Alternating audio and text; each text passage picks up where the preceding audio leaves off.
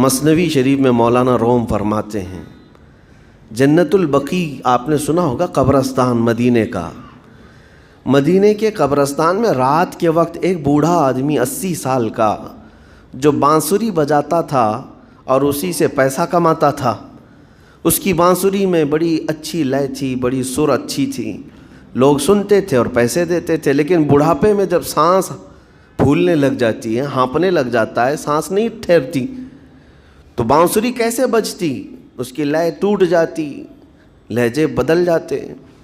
بوڑھا آدمی اب اس کی بانسری سننے کو کوئی آتا نہیں تھا اور پیسے ملتے نہیں تھے. تھک ہار کر کے وہ آیا. رات کا وقت تھا, جنت البقیع قبرستان میں, 80 سال کی عمر کا ہو گیا ہے. اس نے بانسری توڑ دی. کہا زندگی بھر جس چیز سے میں کماتا تھا اب میری سانسوں نے جواب دے دیا, جسم پھولنے لگا ہے, سانس زیادہ آنے لگ گئی ہے, اب میرا کھانا پینا کیسا چلے گا؟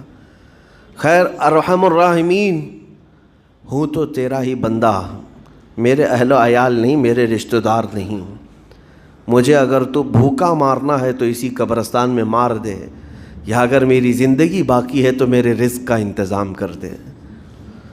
وہ رو رہا تھا 80 سال کی عمر میں. جب بندہ لاچار و مجبور ہوتا ہے تو پروردگار کو ہی یاد کرتا ہے.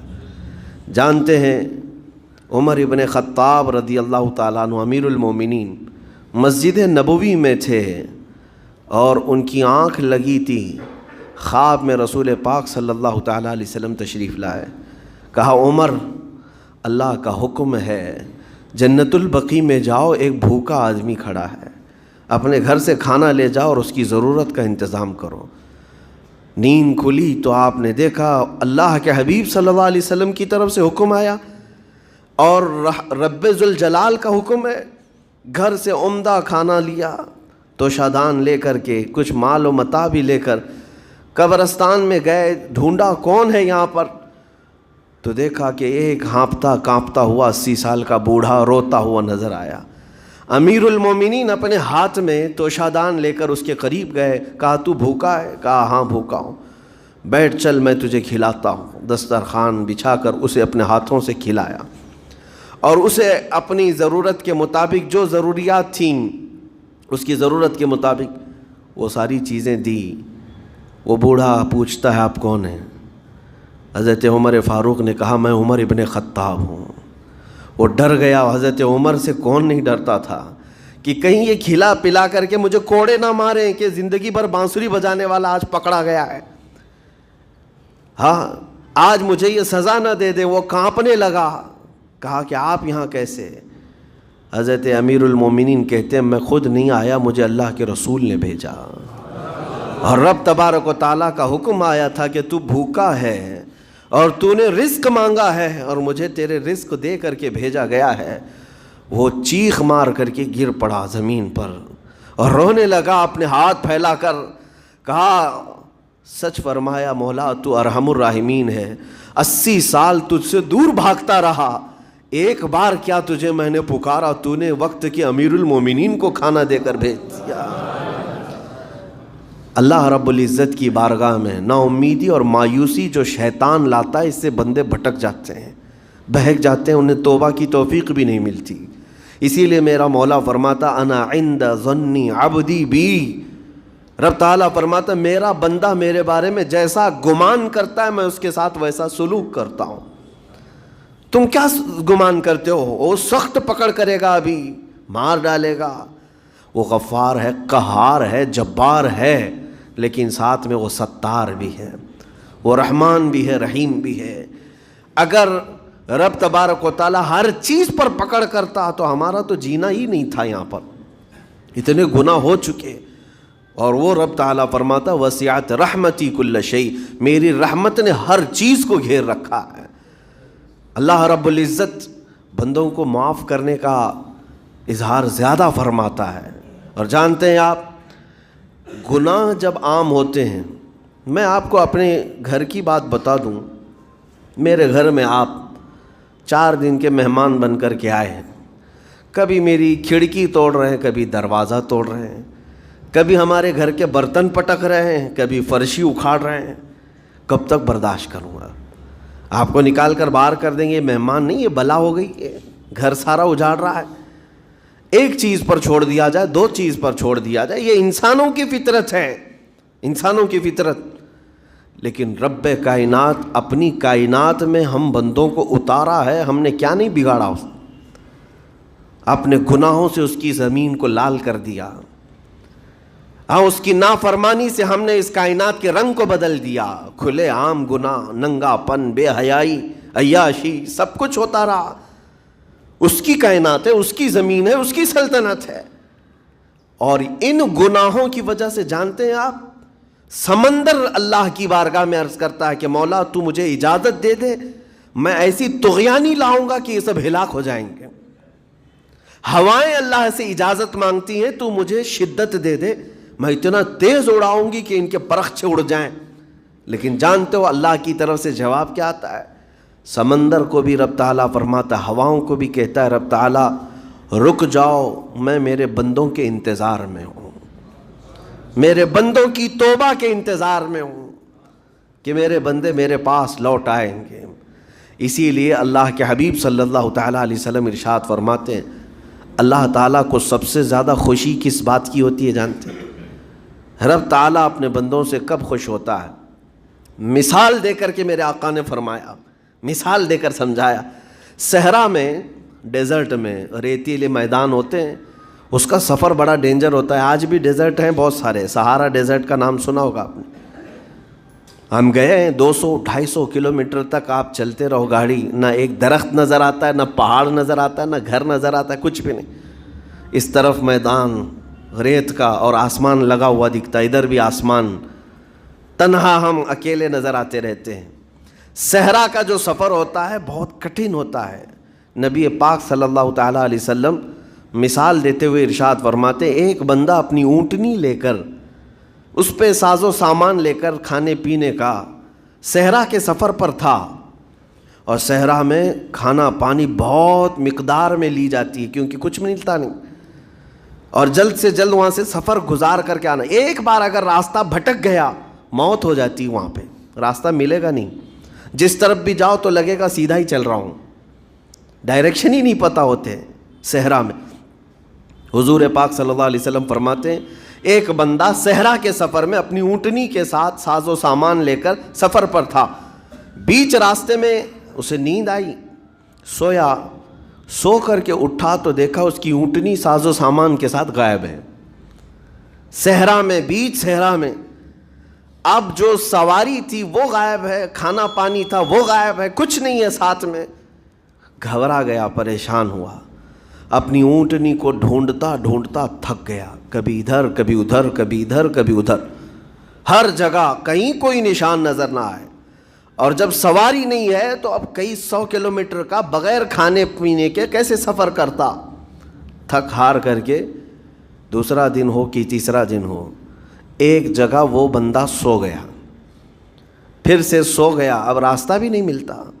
سویا تو نیند سے اٹھا جب تو دیکھا اس کی اونٹنی بھی موجود ہے، اس کا ساز و سامان بھی ہے۔ یہ مثال ہے، یہ مثال ہے۔ میرے آقا صلی اللہ علیہ وسلم صحابہ سے اب پوچھتے ہیں، اے میرے صحابہ بتاؤ اس بندے کو جو صحرا میں گمشدہ اونٹنی جس کی مل جائے اسے خوشی کتنی ہوگی؟ صحابہ کہتے ہیں یا رسول اللہ اس کی تو جان میں جان آ گئی ہوگی، کیونکہ وہ جانتے تھے صحرا کا سفر کیا ہوتا ہے۔ کہا سب سے زیادہ اسے خوشی ہوگی کہ اس کا کھویا ہوا سامان مل گیا، کھوئی ہوئی سواری مل گئی۔ میرے آقا صلی اللہ علیہ وسلم فرماتے ہیں، گمشدہ اونٹنی کے ملنے پر جیسے اس مسافر کو خوشی ہوئی، اس سے کئی زیادہ بڑھ کر کے رب تعالیٰ کو اس وقت خوشی ہوتی ہے جب ایک گنہگار بندہ واپس توبہ کر کے اس کی بارگاہ میں آتا ہے۔ رب تعالیٰ کی بارگاہ میں جب بندہ پلٹ کر کے آتا ہے، رب تعالیٰ فرشتوں پر اس بندے کو دکھا کر رشک کرتا ہے، ارشاد فرماتا ہے میرا بندہ میرے پاس آ گیا، میرا بندہ میرے پاس آ گیا ہے۔ میں نے قرآن پاک کی وہی آیت تلاوت کی ہے جس میں اللہ تعالیٰ فرماتا ہے وَالَّذِينَ إِذَا فَعَلُوا فَاحِشَةً أَوْ ظَلَمُوا أَنفُسَهُمْ ذَكَرُوا اللَّهَ فَاسْتَغْفَرُوا لِذُنُوبِهِمْ۔ یہ چوتھے پارے کی آیت ہے۔ اللہ تعالیٰ فرماتا ہے وہ لوگ جنہوں نے برائی کر لی یا اپنی جان پر ظلم کیا، یعنی گناہ کیا، پھر اللہ کو یاد کر لیا اور توبہ کر لیا، اللہ فرماتا وَمَن يَغْفِرُ الذُّنُوبَ إِلَّا اللَّهُ، تو بتاؤ لوگوں اللہ کے علاوہ کون ہے بخشنے والا؟ لیکن شرط رب تعالیٰ یہ فرماتا وَلَمْ يُصِرُّوا عَلَى مَا فَعَلُوا وَهُمْ يَعْلَمُونَ، لیکن ایک بات ہے کہ وہ جس چیز سے توبہ کر کے آ رہے ہیں اس پر پھر مزید اصرار کر کے جمے نہ رہیں، چھوڑ دیں ایک بار، جان بوجھ کر کے پھر اس چیز پر نہ لگے رہیں۔ یہ آیت کب نازل ہوئی تھی میں آپ کو بتاؤں، دو صحابہ تھے، دونوں گہرے دوست تھے، بہت ہی گہرے دوست، مدینے کے رہنے والے۔ اس میں سے ایک صحابی تجارت کے لیے جا رہے تھے اور ان کے گھر بار میں ان کی بیوی تھی بس، اور کچھ نہیں، تو اپنے دوست سے کہا کہ میں جا رہا ہوں، مجھے آنے میں تاخیر ہو سکتی ہے، میرے گھر پر اگر کبھی سودا سلف لانے کی ضرورت پیش آئی تو میری بیوی کو یہ پہنچا دینا ساز و سامان۔ یہ کہہ کر کے وہ تجارت پہ چلے گئے۔ جو دوست صحابی تھے، دیکھیں صحابہ کے بہت سارے کام امت کے لیے درس ہیں، قیامت تک آنے والے مسلمانوں کے لیے وہ مشعل راہ ہیں۔ تو وہ جو دوست صحابی تھے سودا سلف لے کر کے گھر جایا کرتے تھے اپنے دوست کی بیوی کو پہنچانے کے لیے۔ ایک دن ایسا ہوا کہ شیطان نے ورغلایا اور سودا سلف سامان لے کر گھر گئے۔ ان کی خاتون باہر آئی دوست کی، انہوں نے اس خاتون کا صرف ہاتھ پکڑ لیا، ہاتھ پکڑ لیا، اور وہ عورت چونکہ مدینے کی رہنے والی صحابیہ ہیں، اپنا ہاتھ تو چھڑا لیا لیکن وہ چیخ مار کر رونے لگی کہ جس پر میرے شوہر نے سب سے زیادہ اعتماد کیا، تم تو جگری دوست بھائی کی طرح تھے، ہاتھ کیسے بڑھا دیا؟ تو اس صحابی کو فوراً احساس ہو گیا کہ میں بہت بڑی خطا کر گیا، میرے بھائی اور میرے دوست کی امانت میں نے خیانت کر دیا، اس نے مجھ پر بھروسہ کیا تھا اور اس کی بیوی کا میں نے ہاتھ پکڑ لیا۔ بس اتنی سی بات تھی، وہ خاتون بھی رونے لگ گئی کہ میرے ساتھ کیا ہوا، یہ صحابی بھی رونے لگ گئے، احساس فوراً ہو گیا کہ میں نے غلط کیا ہے، سودا سلف لانے کے وقت مجھ سے غلطی ہو گئی، خطا ہو گئی۔ اب اس خطا کی وجہ سے وہ کرتے کیا، ان کو تو ڈر یہ تھا کہ میں اپنے دوست کو منہ دکھانے کے بھی قابل نہیں، اور نہ ہی میں یہ چیز کسی کے سامنے ذکر کر سکتا ہوں، کیا کروں؟ تو مدینہ چھوڑ کر کے چلے گئے پہاڑیوں میں، اور بغیر کھانا پانی سب کچھ بھی نہیں تھا، پہاڑیوں کے بیچوں بیچ رہنے لگے، اور صرف روتے تھے اور گر جاتے تھے، اور کمزوری آ گئی جسم میں، اٹھنے پھرنے کی بھی طاقت نہیں تھی۔ اب وہ دوست ان کے صحابی تجارت سے واپس آئے، گھر میں آتے ہی ان کی خاتون نے بتا دیا کیا معاملہ پیش آیا۔ وہ بہت جلال میں آئے اور کہا کہ میرا دل ٹوٹ گیا، آج میری کمر ٹوٹ گئی، جس کے ساتھ ہم نے پوری زندگی بتائی آج اس نے میری عورت کے ساتھ ایسا کیسے کیا؟ بہرحال انسان ہے، خطا ہوتی ہے، انسان ہے، بھولنا اور خطا کرنا اس کی عادت ہے۔ اب ان کو دل میں تو بہت تکلیف ہوئی، کروں کیا؟ لیکن وہ صحابی تھے، انہوں نے کہا یہ معاملہ سیدھے حضور پاک کی بارگاہ میں رکھتا ہوں، کہا کہ میں سزا دوں گا یا پھر جو ہے ان کے لیے جو قرار واقعی چیز ہوگی وہ دلا کر رہوں گا۔ بارگاہ مصطفیٰ صلی اللہ تعالیٰ علیہ وسلم میں تشریف لائے، عرض کیا کہ آقا ایسا ایسا ہو گیا، میرے معتمد ساتھی نے میرے گھر میں ایسا معاملہ کر دیا۔ نبی پاک صلی اللہ تعالیٰ علیہ وسلم غمگین ہو گئے کہ ان دونوں کے درمیان ایسا کیسے ہو گیا۔ پھر تھوڑی دیر کے بعد رحمت عالم صلی اللہ علیہ وسلم جو غیب داں نبی ہیں، ہر چیز کو جانتے بلکہ اپنے امتیوں کے احوال سے باخبر رسول ہیں، نبی پاک صلی اللہ تعالیٰ علیہ وسلم اپنے اس غریب صحابی کے حالات معلوم کیے، پتہ چلا کہ وہ تو گھر بھی چھوڑ دیا، مدینے بھی چھوڑ دیا، پہاڑیوں میں جا کر کے پناہ لے کر کے اکیلا تنہا رہ رہا ہے۔ اللہ کے نبی صلی اللہ تعالیٰ علیہ وسلم اپنے اس غریب امتی صحابی کے حالات معلوم کرنے کے بعد اللہ کریم کی بارگاہ میں عرض کرتے ہیں کہ مولا تو فیصلہ سنا دے۔ اللہ تعالیٰ نے آیت نازل فرمائی، جو آیت میں نے آج آپ کے سامنے تلاوت کیا۔ اللہ تعالیٰ فرماتا ہے وَالَّذِينَ إِذَا فَعَلُوا فَاحِشَةً أَوْ ظَلَمُوا أَنفُسَهُمْ جن لوگوں نے گناہ کر لیا یا اپنی جان پر ظلم کیا ہے، پھر ذکر اللہ فاستغفروا لذنوبہم، اللہ کو پھر جلدی یاد کر لیا اور توبہ کر لیا، رب تعالیٰ فرماتا وَمَن يَغْفِرُ الذُّنُوبَ إِلَّا اللَّهُ، محبوب بتاؤ اللہ کے سوا کون ہے گناہوں کی بخشش کرنے والا؟ اللہ تعالیٰ ان کے گناہوں کو معاف کر دیتا ہے جو فوراً اپنے گناہ کے بعد یاد کر لیتے ہیں کہ مجھ سے خطا ہوئی ہے۔ رسول کریم صلی اللہ تعالیٰ علیہ وسلم نے اس صحابی کو بتایا تیرے بھائی سے بھول ہوئی، خطا ہوئی، لیکن رحمان نے اس کی بخشش کا مصداق قرآن میں سنا دیا کہ وہ باز آ گیا اور توبہ کر رہا ہے، لہٰذا تیرے لیے بھی یہ زیب نہیں دیتا کہ تو اب کوئی انتقام لے، تو اپنے دل سے معاف کر۔ یہ صحابی تھے، اللہ کے نبی صلی اللہ علیہ وسلم کے پروردہ تھے، نفسانیت اور خواہشات کے نہیں۔ یہ فوراً گئے اور اپنے اس جگری دوست کو، اپنے اس بھائی کو ڈھونڈتے ہوئے پہاڑیوں کے بیچوں بیچ جا کر کے دیکھا، ان کی حالت بہت خستہ تھی، کمزور ہو گئے تھے اور روتے روتے اتنا تھک گئے تھے، نہ کھانا ہے نہ پانی ہے، بس یہ کہ ان سے خطا کیا ہوئی تھی، اپنے دوست کی عورت کا ہاتھ پکڑ لیا تھا، بس میرے عزیزو اس سے بڑا نہیں۔ ہاتھ پکڑنے پر ان کو اس قدر احساس تھا کہ مدینہ چھوڑ دیے۔ لوگ یہاں پورے کے پورے گناہ میں ڈوب جاتے ہیں، زنا میں ڈوبتے ہیں، انہیں احساس تک نہیں۔ یہ صحابی گئے اور جیسے ہی یہ گئے تو وہ ہوش میں آئے اور رونے لگے کہ میرا بھائی آ گیا اور اب شاید یہ انتقام لے گا، بدلہ لے گا، مجھے مار ڈالے گا، کیونکہ میں نے اس کا اعتماد توڑا، اس کا بھروسہ ختم کیا۔ لیکن یہ صحابی گئے اور ان کا ہاتھ پکڑا اور اپنے سینے سے لگایا، کہا کہ تو بھی ابن آدم ہے، میں بھی ابن آدم ہوں، انسان ہے، خطا ہو گئی، لیکن بشارت ہے تجھے کہ اللہ نے قرآن میں محبوب کی بارگاہ میں آیت اتاری، تیری بخشش کا پروانہ اتار دیا۔ وہ اس قدر خوش ہوئے کہ اس صحابی کو تھام لیا اور کہا میں تو مایوس ہو کر پورے گھر بار سب چھوڑ کر کے آیا تھا، لیکن میرا رحمان خدا بندوں کو کبھی چھوڑتا نہیں، کبھی اکیلا ہونے نہیں دیتا، وہ مایوس نہیں کرتا۔ میرے عزیزو، آج ہمارے پاس وقت ہے، جب ٹھوکر کھائیں تو فوراً احساس ہو جائے، جب غلطی ہو جائے۔ غلطیاں کس سے نہیں ہوتی؟ گناہ سب سے ہوتے ہیں، اور اسی لیے میرے آقا صلی اللہ علیہ وسلم ارشاد فرماتے ان بنی آدم خطاؤون وخیر الخطائین التوابون، آدم کی ساری اولاد خطا کرتی ہے، یعنی آدمی سب خطا کرتے ہیں، لیکن بہترین خطا کرنے والا وہ ہے جو خطا کرتے ہی توبہ کر لیتا ہے، توبہ کر لیتا ہے۔ کوئی رات تمہاری ایسی نہ ہو کہ بغیر توبہ کے سو جاؤ، کوئی صبح ایسی نہ ہو آپ کی جو اللہ تعالیٰ کی بارگاہ میں استغفار کر کے نہ شروع کرو۔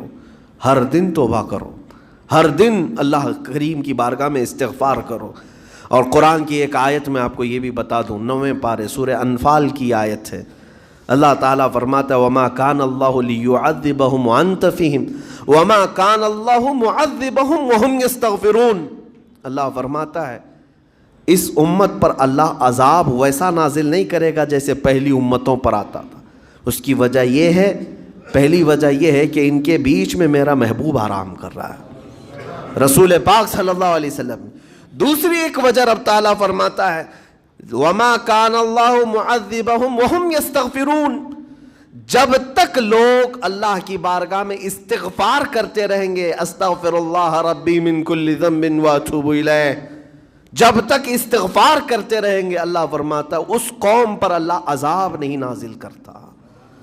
جب بندے چھوڑ دیتے ہیں، ارے جو کیا سب صحیح کر رہا ہوں، میرا کیا ہے، توبہ کرنا بھول گیا، استغفار کرنا بھول گیا، ان بندوں پر اللہ کا عذاب آتا ہے، اس قوم پر عذاب آتا ہے۔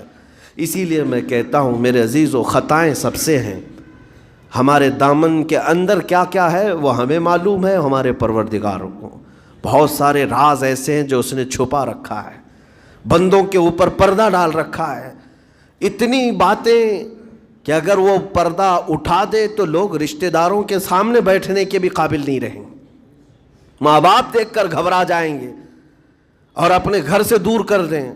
یا اگر باپ کی غلطیاں بیٹے کو پتہ چل جائے تو زندگی بھر اس کو باپ نہیں تسلیم کرے گا، وہ باپ نہیں مانے گا کہ اس کی اتنی بڑی بڑی خطائیں، لیکن وہ رحمان ہے، باپ کی عیب بیٹے سے چھپا رکھا ہے، بیٹے کے عیب ماں سے چھپا کر رکھا ہے، وہ پروردگار عالم نے پردہ رکھا ہے ہر ایک پر، لیکن اس کے باوجود بندوں کو یہ چاہیے کہ اس کی بارگاہ میں اکڑ دکھانے کی بجائے، غرور اور گھمنڈ دکھانے کی بجائے عاجزی کے ساتھ اسے رحمان تسلیم کر کے عرض کرتے رہے، مولا میں خطا کار ہوں اور تو ستار و غفار ہے۔